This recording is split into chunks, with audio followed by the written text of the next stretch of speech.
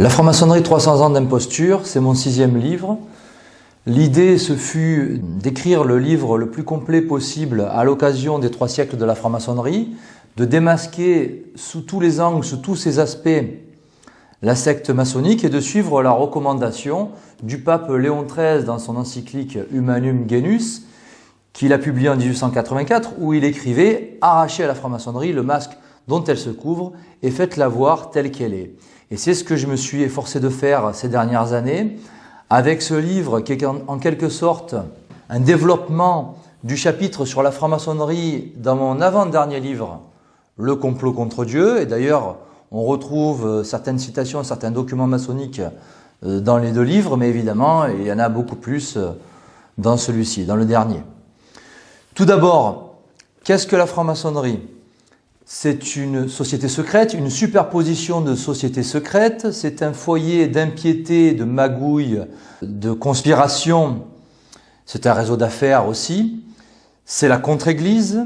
Et c'est enfin la synagogue de Satan, selon l'expression employée dans l'Apocalypse, selon saint Jean.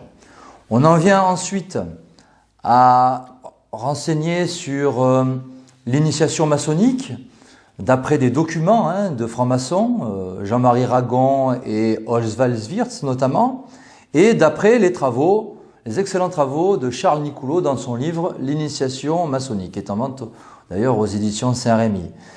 Rituel, cérémonie, mais aussi symbolisme, puisque les symboles sont très importants en franc-maçonnerie, ils ont vraiment une signification. Le pouvoir de la franc-maçonnerie, car la franc-maçonnerie n'a pas le pouvoir, mais elle a vraiment tous les pouvoirs. Et puis, les diverses obédiences, leur historique, leurs caractéristiques. L'un des chapitres, selon moi, les plus intéressants du livre, ce sont les origines de la franc-maçonnerie. Origines à la fois gnostiques, rosicruciennes, kabbalistique, donc rosicrucienne parce que les Rose-Croix peuvent être considérés comme les ancêtres des francs-maçons, kabbalistique puisque comme l'a démontré Monseigneur Léon Meurin, dans la franc-maçonnerie tout est tiré de la Kabbale, donc origine juive de la franc-maçonnerie à travers cette Kabbale, et aussi parce que la franc-maçonnerie est une création juive visant à attaquer et à détruire l'Église catholique. Et puis enfin, origine aussi protestante, puisque les 2 fondateurs officiels de la franc-maçonnerie, James Anderson et Jean-Théophile Desaguliers, étaient des Rose-Croix protestants. Zoom ensuite sur la franc-maçonnerie exclusivement juive du Bnai Brit, qui est une haute maçonnerie qui a un certain pouvoir et une influence durant l'histoire et dans les lois. Je pense notamment à la déclaration Balfour en 1917 dans l'avancée du sionisme international, ou encore pour nous en France à la loi Fabius-Guessot. Et puis, un gros chapitre, c'est celui de la franc-maçonnerie contre-église, car cette notion est vraiment fondamentale et c'est un des points forts du bouquin. Au sein de ce chapitre, il y a un sous-chapitre qui s'intitule « La franc-maçonnerie à l'échelle internationale », où l'on remarque que ce soit en Europe, aux États-Unis, en Amérique du Sud, en Asie, en gros un peu partout dans le monde, la franc-maçonnerie reste et demeure la contre-église.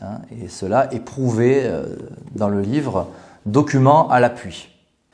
Qui dit contre-église dit aussi infiltration maçonnique au sein de l'église romaine. C'est un autre sous-chapitre où je me suis notamment appuyé sur les excellents travaux de l'abbé Emmanuel Barbier et son livre Infiltration maçonnique dans l'Église. Je me suis aussi appuyé sur Monseigneur de Lassus et Monseigneur Join de Clercq, à qui je dédie le livre d'ailleurs.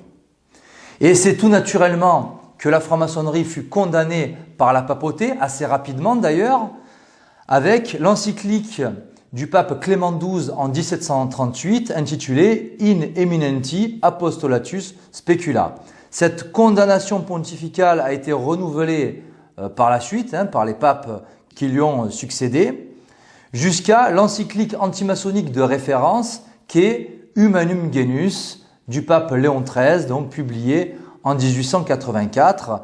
Et cette condamnation pontificale fut ensuite confirmée par Saint Pie X et Pie XI. Donc, franc-maçonnerie contre Église qui infiltre l'Église catholique pour être logiquement condamné par la papauté dès 1738. Mais la franc-maçonnerie, c'est avant tout et d'abord un état d'esprit. Et cette idéologie maçonnique est vraiment l'idéologie dominante sous la République.